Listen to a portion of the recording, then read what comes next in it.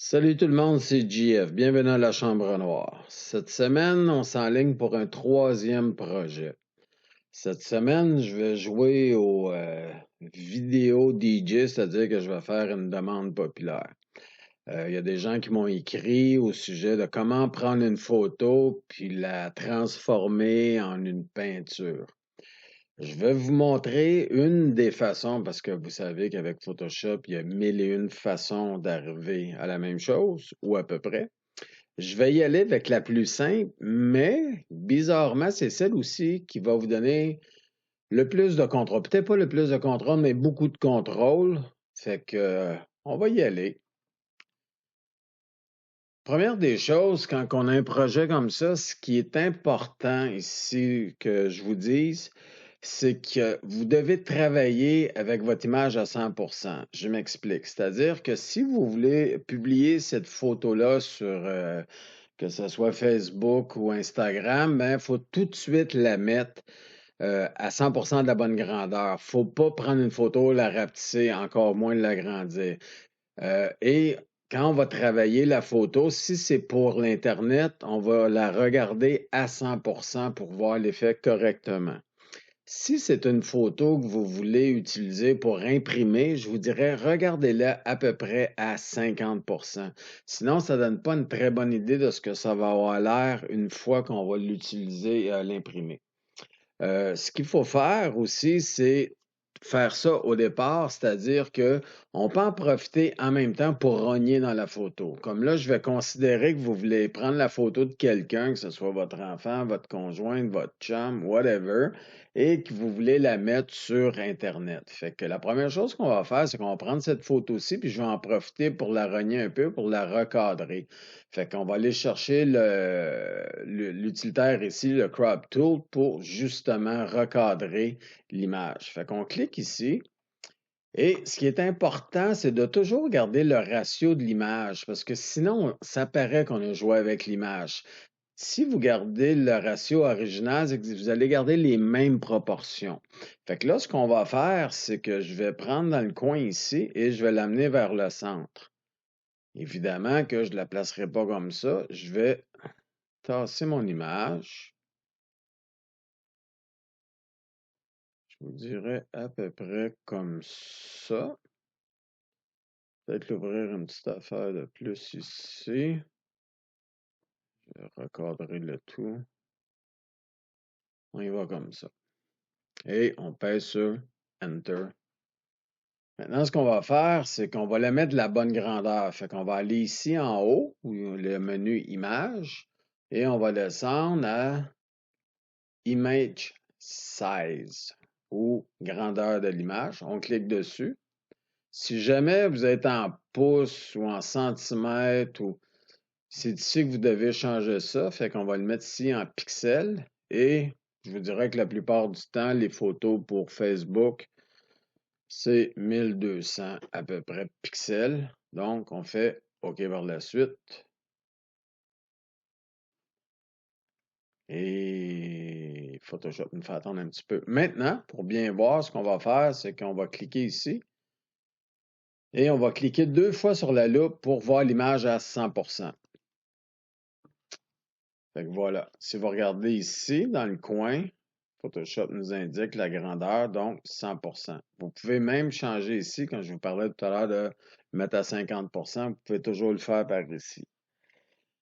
Maintenant qu'on a notre photo, qu'on a coupé, qu'on a enlevé ce qu'on ne voulait pas, c'est maintenant le temps de s'attaquer à la transformer en une peinture. Ici, ce qui est important de comprendre avant de commencer, c'est qu'une peinture, ce n'est pas une photo. C'est donc pas la réalité. Fait que ce qu'il faut faire, c'est lui donner le look le plus possible de quelqu'un qui aurait peint l'image. Fait que comme on part de quelque chose qui a beaucoup de détails, qui était fignolé, va falloir déconstruire un petit peu cette image-là. La première chose qu'on va faire, c'est qu'on va aller chercher ici nos calques d'ajustement et on va prendre celui qui est complètement en bas, qui est Selective Color. J'utilise ce calque d'ajustement parce que si vous regardez ici dans Couleurs, Colors, et que vous cliquez ici, c'est un fil qui nous permet, pas qui peut, mais qui nous permet de travailler sur les blancs seulement, sur les tons neutres et les tons noirs. Et ça, c'est très important. Fait qu'on va commencer par les blancs. Ce qu'on va faire avec les blancs, c'est qu'on va enlever, ici ce que vous voyez, là, le CMYK, c'est pensez aux encres qu'une imprimante utilise. OK? Elle va utiliser ces couleurs-là pour faire toutes les autres couleurs. Fait que moi, ce que je veux faire, c'est que je veux pâlir l'image parce que si vous regardez des peintures, la plupart du temps, sont un peu plus pâles que la réalité. Fait que ce que je vais faire, je vais aller dans le noir, black. Et je vais enlever complètement le noir. Maintenant, je vais aller dans Cyan ici, celui qui est complètement en haut. Et je vais en enlever tranquillement en regardant ce que ça fait à l'écran. On continue encore un petit peu. Comme ça.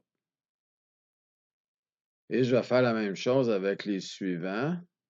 Ce qu'il faut vraiment regarder ici, c'est qu'il ne faut pas que les couleurs changent par contre. On veut pâlir l'image, mais on ne veut pas trop changer les couleurs. S'il y a des couleurs qui partent, ça dépend lesquelles, comme là, le fond est parti, c'est pas grave. Le vert, c'était pas une bonne couleur, c'était pas une belle couleur pour ce qu'on veut faire, fait qu'on s'en débarrasse en même temps, c'est un plus. Maintenant, ce qu'on va faire, c'est qu'on va aller dans les tons neutres. Je vais donc retourner ici et travailler avec les neutres. Fait que je vais commencer par celui du haut, le Cyan, que je vais descendre tranquillement, à peu près ici. Pour ce qui est des jaunes, yellow, je vais les augmenter parce que je vais mettre un peu plus de chaleur dans l'image. Fait que je vais l'augmenter, mais pas trop. Et je vais rajouter ici un peu de noir pour donner du contraste. Fait que finalement, en utilisant les neutres, les tons neutres, ce que je vais faire, c'est donner plus de contraste et donner plus de chaleur à notre image. Voilà pour la première partie. Maintenant, ce que je veux faire, c'est, comme je vous disais au début, c'est qu'on part d'une photo. Fait que ce qu'on va faire, c'est qu'on va enlever un peu de détails. Je vais donc monter dans le menu en haut où c'est écrit Filter. Et je vais aller chercher je pense que c'est bruit en français, noise, médiane. Là, je ne le sais pas en français. J'imagine qu'il y a quelque chose qui va ressembler à ça. Je voulais vous dire aussi, j'utilise Photoshop en anglais parce que malheureusement, c'est comme ça que j'ai appris. Puis je suis un peu mêlé quand j'embarque dans un Photoshop en français. Je me cherche un peu. Et puis, je préfère fonctionner en anglais. Je sais que pour certaines personnes qui m'ont écrit, c'est un petit peu plus difficile, mais quand vous suivez à l'écran, les choses sont placées exactement au même endroit. Ils n'ont pas le même nom, mais sont placées exactement au même endroit. Fait qu'on va y aller avec le filtre médiane. Puis lui, ce qui va me servir, c'est d'enlever justement du détail. Je vais le pousser un peu plus loin, puis vous allez voir. On va le mettre, mettons, à 100. Et là, j'ai fait une petite erreur, c'est que je travaille sur le calque d'ajustement et non sur l'image. Fait que je vais donc revenir avec l'image. On va faire cancel ici. Et on revient sur l'image, maintenant qui est notre target ou c'est là-dessus qu'on travaille sur l'image principale. On va donc y aller avec filtre. On y va avec noise, bruit. Et on revient avec médiane. Et là, maintenant, vous voyez, on la voit justement ici. Là, je vais augmenter ça pour vous montrer ce que ça fait au maximum. Vous voyez, on peut aller jusque-là. Là, tout ce que j'ai besoin de faire, moi, c'est d'en enlever un petit peu de détails. Et si vous voulez voir avant et après, quand vous voyez une chose ici, vous pouvez aller la chercher. Vous voyez qu'il y a un petit carré à l'écran. Si je clique, mettons, sur sa main, si je vais aller voir là, je clique sur son œil. Et quand je le déplace, ça revient comme si c'était l'original. Et quand je le lâche, on voit l'effet. Si vous regardez dans ses cheveux et son chapeau, vous allez voir qu'on met juste un petit flou de rien. Donc, on va y aller avec un pixel pour ceci. Fait que je vais avec OK. Une fois que j'ai ceci, ce que je vais faire, c'est de prendre les deux qu'il y a ici, comme ça. Avec le chiffre enfoncé, je vais les réunir, donc les grouper. Et je vais y aller, je vais prendre tous ces calques-là, ces deux calques, et n'en faire qu'un, la somme des deux. Contrôle, excusez-moi, Shift, Contrôle, Alt et E enfoncé. Et je vais créer un nouveau qui est ici. Avec celui-ci, ce que je vais faire, c'est que je vais tout de suite le transformer en objet dynamique. Je peux le faire à partir d'ici. Je vais cliquer, oh, pas ici, mais je suis en dessous, ou je suis au-dessus plutôt. Et vous avez ici Convert to Smart Object ou convertir en objet dynamique. J'aurais pu aussi y aller avec le menu du haut dans Filtre, filtre qui est ici, et y aller avec Convert to Smart Filter. Le résultat est le même. Comme je suis rendu ici, je vais cliquer exactement sur celui-ci. Là, on m'explique ce que ça fait, c'est que je vais pouvoir revenir en arrière si jamais mes ajustements ne sont pas corrects. C'est sûr que ça fait grossir le fichier, mais par contre, si je ne fais pas ça, une fois que je vais appliquer les filtres, je ne pourrai plus revenir en arrière et effectuer des changements. Une fois que vous avez votre objet dynamique, il y a une petite chose qui apparaît ici en gris dans le bas à droite de votre petit thumbnail qui est ici, de votre petite image. Ça vous indique qu'on travaille maintenant avec un objet dynamique. Ce qu'on va faire, c'est qu'on va aller chercher maintenant le filtre qui est en haut ici. On va aller dans Styliser et vous en avez un qui est la peinture à l'huile Oil Paint. On clique ici. La façon que je vais l'appliquer, je vous dirais que c'est un peu plus long. Par contre, ce que ça fait, c'est que je vais faire un calque pour la peau, je vais faire un autre calque pour les cheveux et je vais faire un troisième calque pour le niveau de détail, c'est-à-dire les yeux, la bouche. Sinon, si j'applique le filtre de peinture à l'huile partout, ça donne un résultat qui est assez mitigé. Je préfère y aller morceau par morceau pour arriver exactement à ce que je veux. Fait que la première des choses qu'on va faire, c'est qu'on va y aller pour la peau. Fait qu'ici, pour bien voir, ce qu'on va faire, c'est qu'on va approcher. Donc, comme le filtre est déjà ouvert, si je veux utiliser la loupe, je vais le faire directement, mais avec un raccourci. Contrôle enfoncé plus. Et je garde ma barre d'espacement enfoncée. Et je vais aller porter le visage bien en vue ici. On va commencer par le début, c'est-à-dire celui qui est complètement haut. Il est au minimum 0.1. Je vais l'amener au maximum pour vous montrer ce que ça fait. Fait que vous voyez que là, ça donne un effet un peu lousse, un peu... faut toujours regarder la peau, là, hein? Les cracks, les coups de pinceau, puis ça, c'est comme un peu trop. Fait que pour l'image qu'on a ici, je vous dirais que la meilleure des choses, c'est que vous commencez bas et vous montez tranquillement et vous regardez le résultat que ça donne. Je vous dirais qu'à l'œil, le 0.4 fait l'affaire. Ici, le clearness, ou le deuxième, c'est de la façon que Photoshop met ou enlève du détail. Fait qu'on va le mettre au maximum. Vous voyez que là, il n'y en a plus beaucoup. On va le descendre en bas et là, ça revient. Fait que c'est un peu le même principe, c'est qu'on va y aller doucement et on va augmenter à peu près là. Ça nous donne... Faut toujours regarder la peau, hein? On oublie les yeux, on oublie la bouche, on oublie les cheveux, là. On se concentre vraiment sur la peau pour que ça ait l'air d'une peinture. Après ça, on va y aller avec Scale. Scale, je vais le mettre au minimum. Je vais vous montrer, puis après ça, je vais le mettre au maximum. On va y laisser le temps. En passant, ici, la fenêtre fonctionne de la même façon que tout à l'heure, c'est-à-dire, si vous voyez avant et après, quand je le bouge, c'est la photo originale, puis quand je le lâche, c'est l'effet que ça fait. Ici, il n'y a pas une grosse différence, mais il faut faire attention avec le scale de ne pas y aller trop fort parce que souvent, c'est quand on va acheter les autres couches que là, on va avoir des surprises. Fait que je vous dirais, à l'œil, allez-y à peu près à 2, jamais ben plus que ça.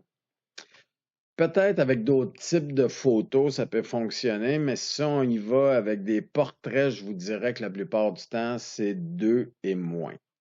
Maintenant, Bristol, c'est comment je pourrais dire ça en français? C'est comme les poils du pinceau. Fait qu'on va voir les coups. Puis je vous dirais que grosso modo, Bristol, ça sert aux ombres. Puis ici, vous avez Lightning ou l'éclairage, que le shine, lui, il va servir plutôt à aller chercher les highlights, les tons clairs. Fait qu'avec le Bristol, il faut y aller quand même assez doucement parce que ça paraît assez vite. Fait que là, il est à 0. Je vais le mettre au maximum pour vous montrer ce que ça fait. Et vous voyez que là, on a beaucoup de craquelures de tout ça. C'est trop. Je vais le redescendre. Je vais y aller doucement, puis on va le monter graduellement. Et on va regarder le résultat quand on relâche. On peut en donner un peu plus. On va aller à 1. Je dirais que là, ça commence à ressembler vraiment à une peinture. Il faut faire attention dans les ombres ici. Parce que c'est là, n'oubliez pas, là, le Bristol, c'est là que ça se passe. Dans les parties plus ombragées. Fait que ça, je trouve que c'est peut-être un peu trop finalement. Je vais le couper de moitié. Ça ressemble plus à ce que je voulais. Faut quand même que ça a l'air d'une peinture, mais pas trop non plus. Et on va y aller maintenant avec le shine. Le shine, je vous dirais que la plupart du temps, c'est 1 et moins. Je vais le mettre à 1, mais vous allez voir que ça travaille fort. C'est beaucoup trop. Puis il est juste à 1. Fait que lui, il faut vraiment y aller très mollo.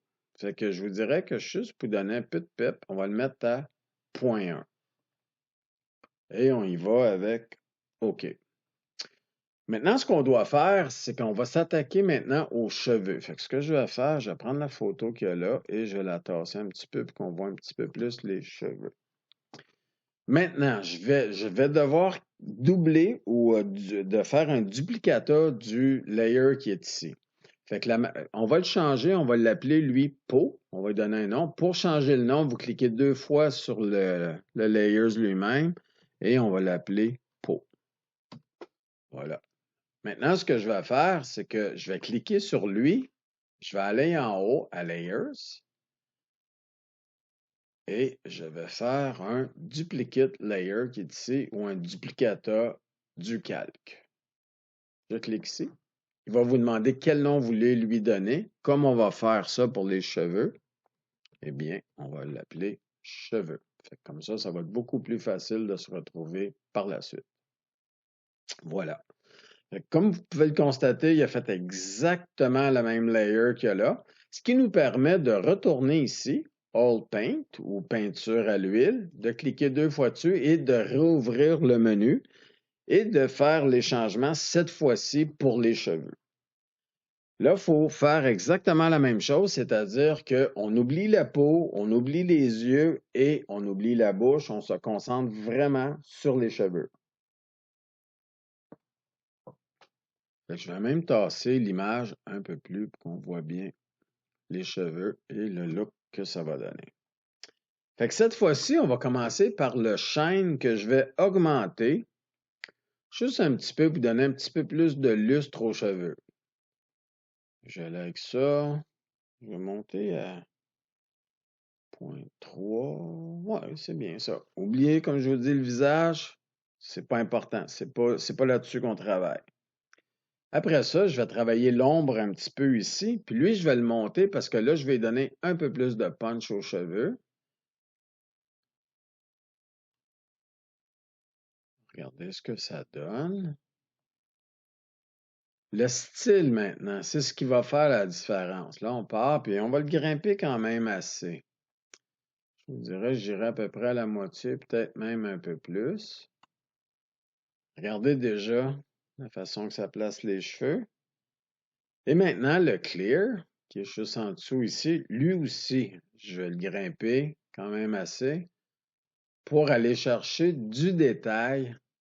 Vous voyez comment ça change, hein? Ça, c'est peut-être un peu trop. Fait que ce que je vais faire, je vais aller placer la mèche de cheveux ici et regarder ce que ça fait. Oubliez tout ça, c'est pas ce qu'on va voir. On se concentre sur les cheveux. Regardez, si là on regarde, ça fait vraiment des cheveux qui ont été peints. Fait qu'une fois que j'ai fait ça, je vais avec OK. Maintenant, ce que je dois faire, c'est exactement la même chose. Je vais prendre le calque qui est ici, je clique dessus, je vais remonter en haut à Layer et je vais faire encore Duplicate Layer ou je vais faire un duplicata du calque. Je clique dessus. La même chose, il va me demander quel nom je vais lui donner. Là, je vais y aller avec les yeux. Et on clique. Voilà.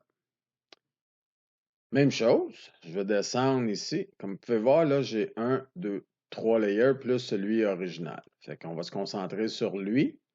Je clique 2 fois encore, ce qui me permet encore de faire des changements. Et cette fois-ci, je vais commencer par baisser ceci qui est beaucoup trop haut. Les coups. N'oubliez pas, on va se concentrer sur le visage. Fait qu'on garde la barre d'espacement foncé et on va placer ça pour bien voir la bouche et les yeux. On met donc ça et on va baisser le clear aussi. C'est pour ça que c'est comme un peu trop. Et je vais le baisser, lui, à 0.01. Le scale, je vais le descendre aussi à 1.0. N'oubliez pas que ce que vous voyez ici, c'est pas nécessairement les ajustements que vous devez faire à votre photo. C'est vraiment pour vous donner une idée pour cette photo-ci. Fait que on va enlever le style aussi, je vais le descendre. Et je vais mettre ici les coups de pinceau à 0 parce que je vais aller chercher le plus de détails possible dans les yeux. Et le shine, je vais le baisser lui aussi au minimum, comme ceci. Fait que là, je garde quand même, on va aller chercher le visage ici.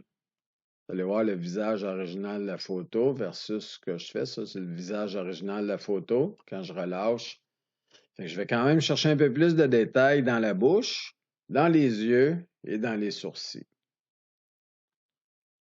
Et je clique sur OK. Maintenant, ce que je dois faire, c'est évidemment, là, je vais vous montrer la première image. On garde Alt enfoncé et on clique sur l'œil seulement. Ce qu'on va faire, c'est qu'on va y aller un à la fois, c'est-à-dire qu'avec des masques, là, je vais devoir reculer pour voir l'image au complet, donc 100% ou Fit to Screen dans ce cas-ci. Ça va donner à peu près la même chose. On y va à 100%, on clique 2 fois sur la loupe, on est exactement à 100%. Fait que pour la première, c'est la peau, on n'y touche pas. Le deuxième, maintenant, tout ce qu'on a à faire, c'est de cliquer ici pour faire apparaître l'œil. Et maintenant, on travaille sur celui-ci. Celui-ci, on avait dit que c'était pour les cheveux. Fait que ce que je vais faire, c'est que je vais cliquer pour mieux voir mes cheveux. Je vais les placer pour être capable de tout voir. Et je vais maintenant mettre un masque. Maintenant, si je clique ici sur l'icône de masque, je vais avoir un masque qui est blanc, c'est-à-dire qu'il laisse passer l'effet au complet partout. Et ce n'est pas ce que je veux. Fait que je vais faire CTRL-Z pour revenir en arrière. Et je vais garder le Alt enfoncé et je vais cliquer sur l'icône de masque pour faire apparaître un masque qui est totalement noir. C'est-à-dire qu'il laisse absolument rien passer. Fait que ce qu'on va faire, oups, je me suis trompé. Je suis rendu complètement ailleurs. Donc, il sera déjà placé là, le masque. C'est ici qu'il aurait dû être. On recommence. Donc, Alt ici, on clique et on a un masque qui est noir. Donc, il laisse rien passer.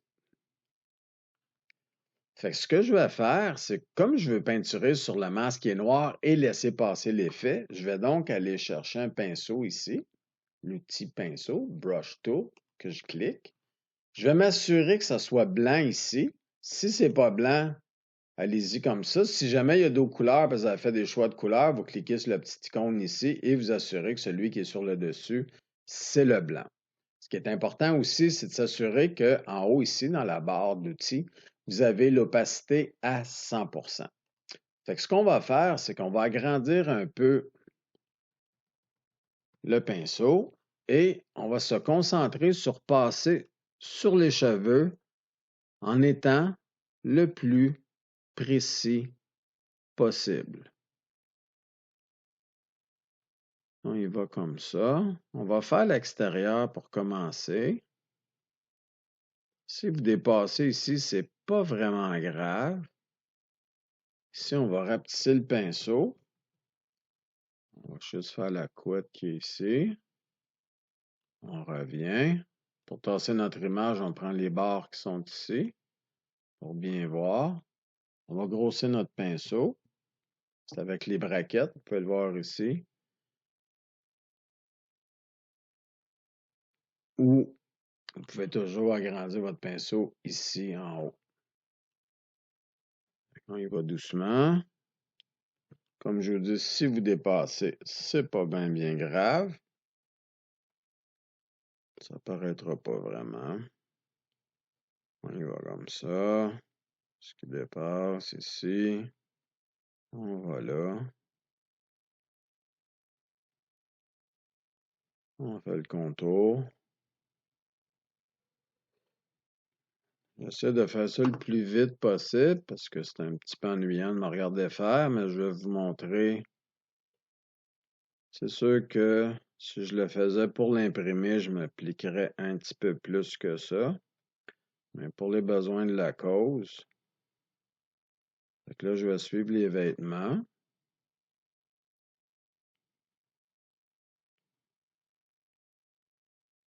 Comme ça. On va monter doucement ici, sur le bord du cou. On revient. Ici, on a passé la mèche de cheveux. On fait attention à l'oreille. On suit le contour. Placer notre pinceau sur le bord. Et voilà. Maintenant, ce qu'on va faire, c'est qu'on va cliquer directement avec le Alt enfoncé sur le masque et on va remplir celui-ci. Maintenant qu'on a fait le contour, ça va aller beaucoup plus vite. Fait que grossissez votre pinceau un petit peu, puis vous remplissez le milieu ici correctement. Vous assurez que tout soit blanc, blanc, blanc. Vous voyez ici, on a manqué un petit bout. Fait qu'on va y aller à peu près la même largeur. Comme ça. Des fois, il y a des bouts qui sont un petit peu plus comme ici. Là. Je ne sais pas si vous le voyez, mais sur votre écran, des fois, il y a comme des petits bouts gris. Fait que faut essayer de passer le plus près possible sans dépasser. C'est surtout l'extérieur qu'il ne faut pas dépasser. Pour le reste, là, c'est pas vraiment grave. Ici. Comme ça, on gagne du temps, puis on n'est pas obligé d'être aussi précis. Fait que faites le contour, puis après ça, faites le remplissage du masque. Fait que tout ce qui est blanc va laisser passer l'effet. Donc, on va pouvoir voir l'effet qu'on avait fait pour les cheveux. Ici, pour revenir à l'image, ben, vous avez qu'à cliquer dessus. Fait que je vais vous montrer avant et maintenant. Là, maintenant, on va faire de l'autre côté, hein, parce qu'il y a des cheveux des deux côtés. On va donc retourner sur le masque, parce que c'est sur le masque qu'on veut appliquer le blanc. Si le pinceau est un peu large, on va y aller comme il faut. On va descendre. C'est vraiment le bord du visage ici qu'il faut regarder. On fait attention au petit bout d'oreille qui dépasse. Comme ça. On descend sur le bord de la joue.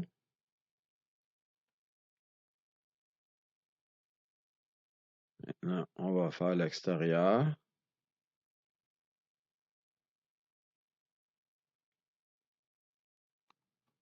On va repartir d'en haut. À l'extérieur aussi. Et on va aller voir sur le masque ce que ça donne. Donc, le Alt enfoncé, on clique sur le masque. Il va falloir repasser dans le centre pour enlever la partie qui est grise. Ce qui arrive, c'est que quand c'est gris, ça va laisser passer l'effet, mais pas au complet. Fait qu'on veut pas ça, on veut vraiment avoir l'effet complet. Donc ici aussi, on s'aperçoit qu'il y a un peu de gris quand on repasse. On l'enlève et on revient à la photo. Je vais vous montrer le avant et après.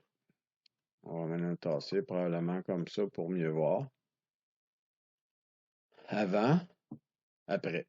Vous voyez que ça commence à ressembler pas mal à une peinture. Maintenant, on va s'attaquer à l'autre calque, celui du haut, que lui servait pour les yeux. Fait que là, vous vous souvenez tout à l'heure, j'ai appliqué le masque au mauvais endroit. Fait qu'il est déjà là. Fait que pour vous souvenir, c'est Alt enfoncé et vous cliquez sur l'icône pour avoir un noir. Si vous voulez avoir un blanc, un masque blanc, vous cliquez seulement sur l'icône pour avoir vos mêmes résultats. Fait que maintenant, on va aller travailler sur le masque qui est ici et on va faire la même chose. On va s'appliquer pour les yeux, les sourcils, la bouche, peut-être le nez, une petite affaire, on verra. Fait que ce que je vais faire, je vais m'aider, je vais me rapprocher. Je vais centrer le tout. Je vais y aller encore avec l'outil pinceau. Toujours m'assurer que c'est blanc ici et que l'opacité est bel et bien à 100%. Et je vais commencer par les sourcils. Je vais donc rapetisser mon pinceau. Et je vais m'appliquer à faire le contour du sourcil. Comme ceci, pour donner un petit peu plus de détails, mais tout en gardant le look d'une peinture, des coups de pinceau. On y va pour les yeux. Je vais agrandir mon pinceau ici. Je vais aller chercher en bas ici. Un petit peu plus de détails dans le coin. Je vais y aller doucement ici. Comme ça. On va faire l'autre côté.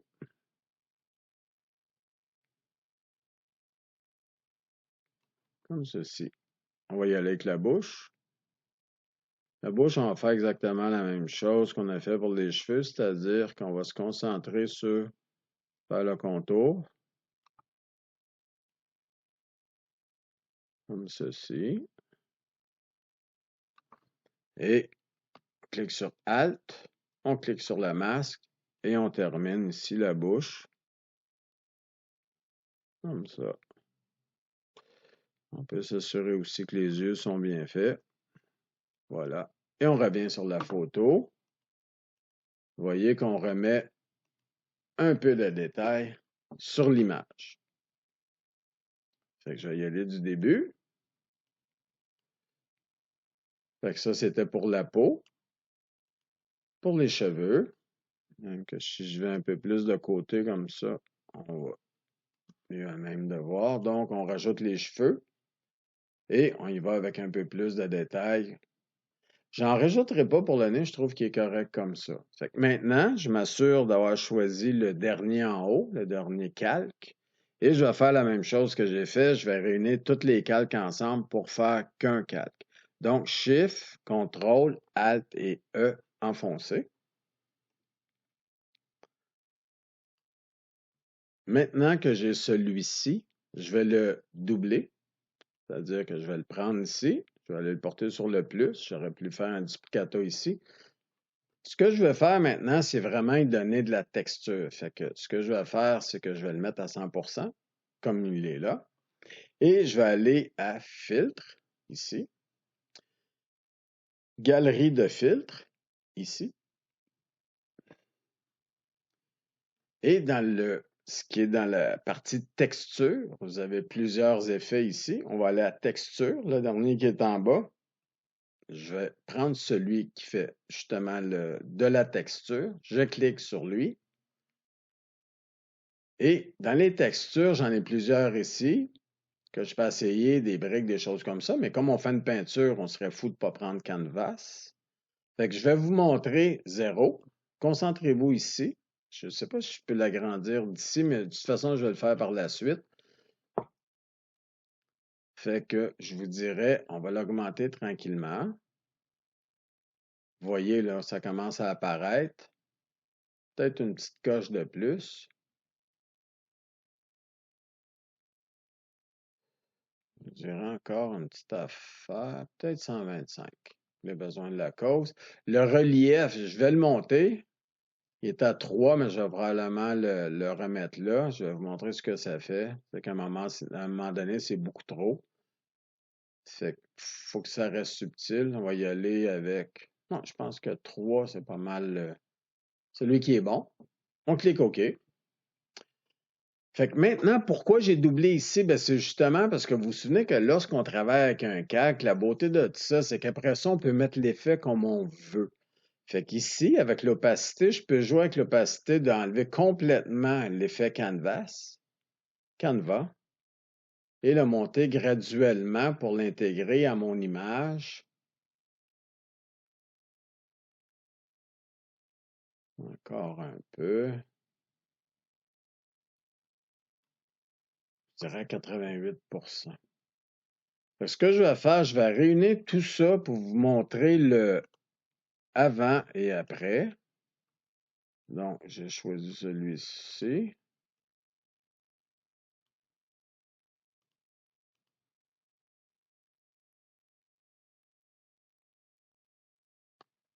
Fait que ça, c'est avant. C'est notre image de départ. Et maintenant, je vais vous montrer, après ce qu'on a fait ici, c'est l'effet de peinture. C'est subtil. Je trouve ça beau. Si vous regardez les cheveux, les craquelures, on a gardé de la texture ici. On garde quand même de la texture dans ses vêtements. La personne se ressemble. On voit que c'est pas une photo. Et ça ressemble, je trouve, à une belle peinture. Fait que voilà, c'est une des façons de faire. Il y en a plusieurs, comme je l'ai dit au début. Il y a mille et une façons de faire avec Photoshop. C'est celle que je trouve que j'utilise quand même assez souvent quand je veux faire ce genre de photos-là ou qu'on me demande de faire ce genre de photos-là. Je vous dirais qu'une fois qu'on l'imprime, c'est surprenant comment ça peut avoir l'air d'une peinture. C'est sûr que dépendant du sujet, il y en a qui se prêtent plus que d'autres à ce genre d'effet-là, mais c'est quand même assez surprenant ce qu'on arrive à faire. Je trouve que Photoshop travaille très bien là-dessus. Et de la façon que je le fais, ben, je m'arrange pour avoir un peu plus de contrôle puis pouvoir être un peu plus sélectif où vont arriver les effets et de la façon qu'ils vont imprégner dans notre image. Fait que choisissez des photos, ça fonctionne bien que les photos d'enfants, ça fonctionne bien que les photos de nature, je pense aux fleurs, des choses comme ça. Pensez peinture, quand vous voyez des peintures, mais regarde, comment je pourrais vous dire ça? Euh, Peut-être avant de commencer à de mettre l'effet sur une photo, peut-être aller voir des peintures ou des livres de peinture ou des images sur Internet de peinture, puis remarquer que, comme je vous disais au tout début, c'est pas la réalité, c'est toujours un petit peu plus clair, un petit peu plus foncé, un petit peu plus comme ça. Fait que ça va vous donner une idée dans quelle direction aller. Fait que sortez des photos, prenez vos photos de vacances, puis amusez-vous. Puis d'ici là, ben, on se revoit dans une semaine. Ciao.